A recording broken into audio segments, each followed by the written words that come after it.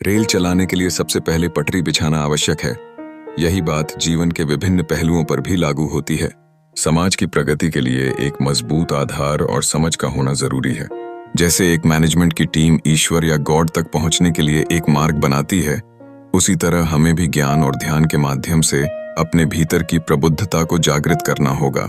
बुद्ध या प्रबुद्ध बनने की सोच रखने वालों के लिए एक नई पटरी बिछानी आवश्यक है। ध्यान, ज्ञान और समानता का मार्ग अपनाकर ही हम हकीकत में श्रमण या बहुजन की पहचान को पा सकेंगे। बाबा साहब आम्बेडकर ने समाज में परिवर्तन लाने के लिए जो दृष्टिकोण अपनाया, वह सभी के लिए प्रेरणा देता है। उनके द्वारा मनुस्मृति को फाड़कर संविधान का निर्माण समाज की सच्ची पहचान है। समाज में जातियों के बंटवारे से उबरने के लिए यह जरूरी है कि हम अपनी विरासत को पहचानें।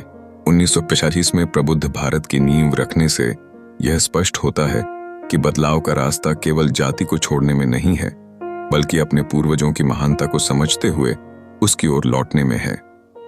ओबीसी, एससी व एसटी जैसे वर्गीकरण से समाज की वास्तविकता सामने आती है, जहां व्यक्ति अपनी मेहनत और लगन के माध्यम से क्लास 4 से क्लास 1 तक पहुंच सकता है। हमें उन मुट्ठी भर लोगों के प्रयासों को समझना होगा जो कि व्यापक विश्व में धार्मिक पहचान को बनाए रखने का प्रयास कर रहे हैं।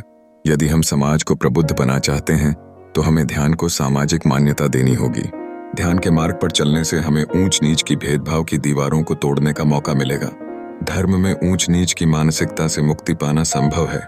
जब हम अपने भीतर ध्यान और ज्ञान का बल भरेंगे तो वह हमें ब्राह्मण के आगे नीच कहे जाने के खौफ से मुक्त कर देगा। ध्यान का मार्ग अपनाने से हम न केवल अपनी पहचान को स्थापित कर सकते हैं, बल्कि समाज में वास्तविक समानता की दिशा में भी कदम बढ़ा सकते हैं। समाज में हर व्यक्ति का उद्देश्य यही होना चाहिए कि वह आत्मसम्मान और मान्यता को प्राप्त करे।